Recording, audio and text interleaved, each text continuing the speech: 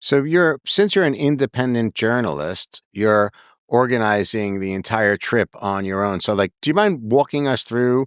It's September. You're presumably in your home state of Alabama. You see things flaring up in Lebanon. You make a decision you want to go, but then like literally what happens? Like you're booking a flight to where? Is it difficult to enter Lebanon? Do you have to like, take Yes. some circuitous route? Like it's such an interesting part. Like, how do you get your feet on the ground first?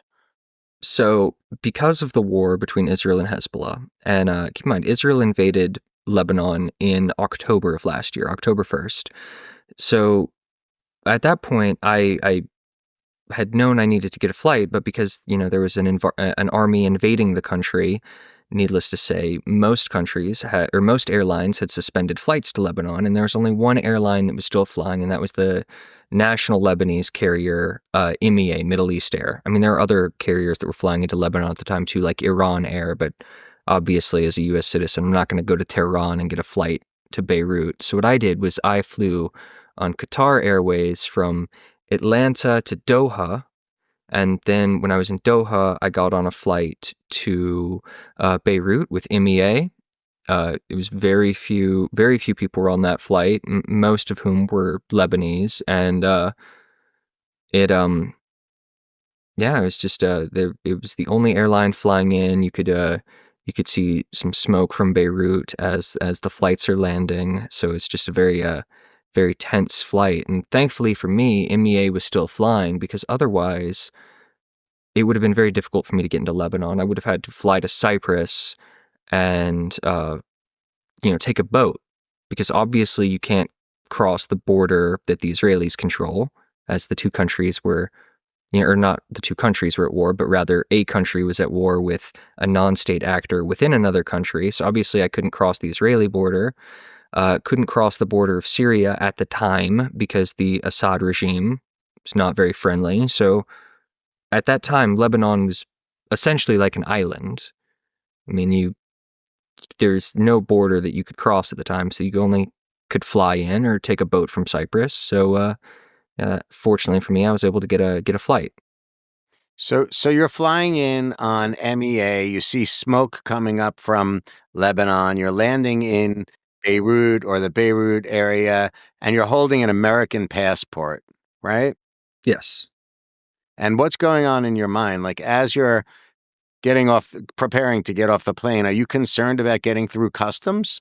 No, because I've been to Lebanon a few times. I mean, I had my body armor, but there was a full scale war happening, and the capital was getting hit with airstrikes every day. So the customs agents, they could not have cared less about my body armor. And when they found out I was a Sahafi journalist who was there to report on the bombing in Beirut, the customs officials seemed pleased to let me pass without any issues whatsoever. Amazing. So you have body armor. What does that mean exactly? I rarely wear it, to be honest with you. I have a plate carrier with level 4 plates, so enough that I could get shot and be fine. Um, they're ceramic plates, so the bullet would shatter and embed into the ceramic, whereas steel plates are an inferior form of body armor because the bullet will, it's called spalling. The bullet can like ricochet and break apart, and you could survive getting shot in the chest wearing steel plates, but you might die because a a lead bullet fractures apart and a piece of it goes through your throat. So I have my ceramic plates. That way, if they get shot, the bullet will like embed into the plate and I won't have to worry about ricochets. And then I also have a ballistic helmet. But I seldom wear it. I mean, I wore my armor in Ukraine and I wore it in Nigeria a few times.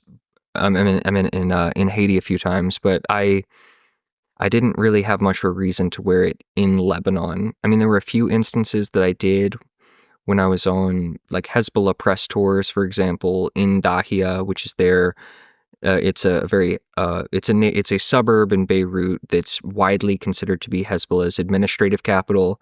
It's where the Israelis focused the bulk of their bombing within the Beirut area.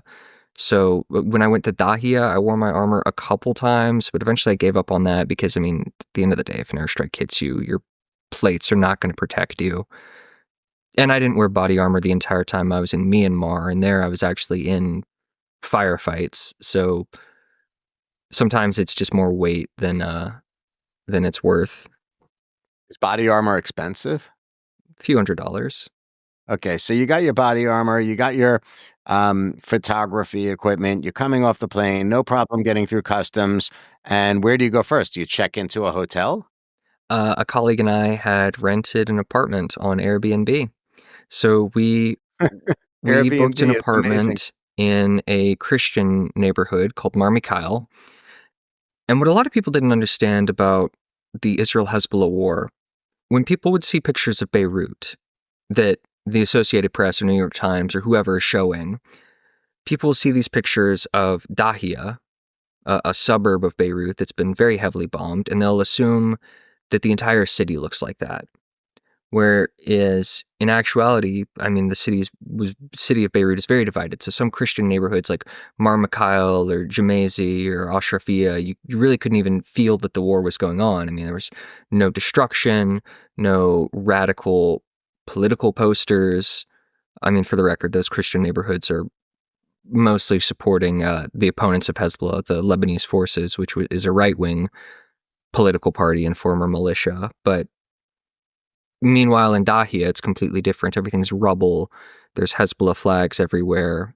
So I was in this one Christian neighborhood that was a couple of kilometers away from the bombing, but it felt a world away.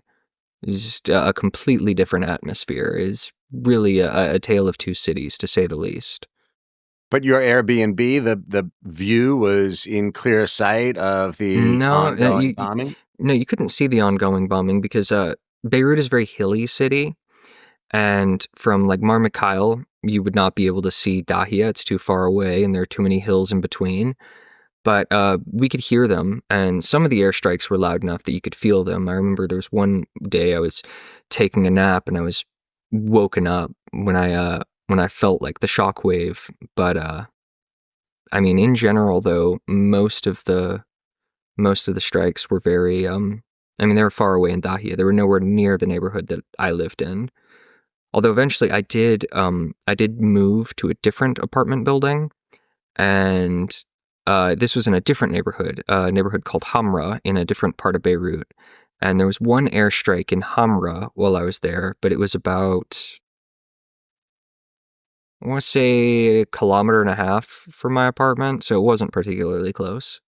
So, Colin, let me ask you, so getting back into the psyche of the journalist. So what's your goal? Now you got your Airbnb, you're all set up, you're in Beirut.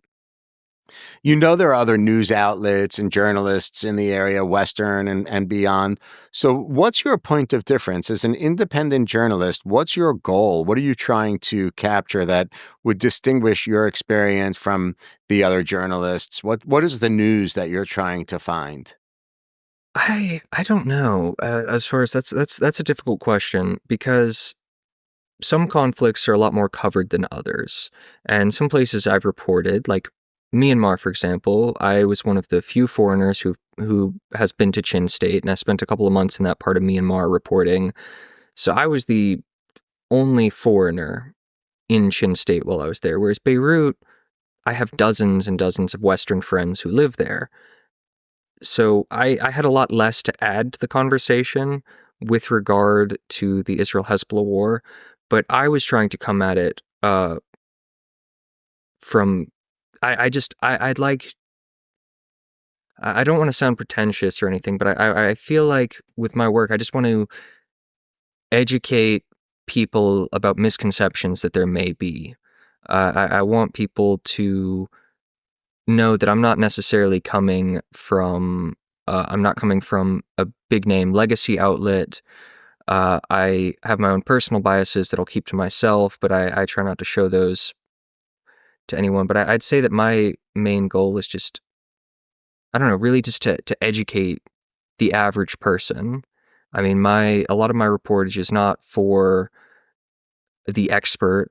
A lot of it is for a younger person who might not have paid close attention to said conflict, and they're wanting to learn about it from a beginner's level. So I like to think that I'm able to explain the history of why something's happening and the events on the ground without making it too difficult to understand.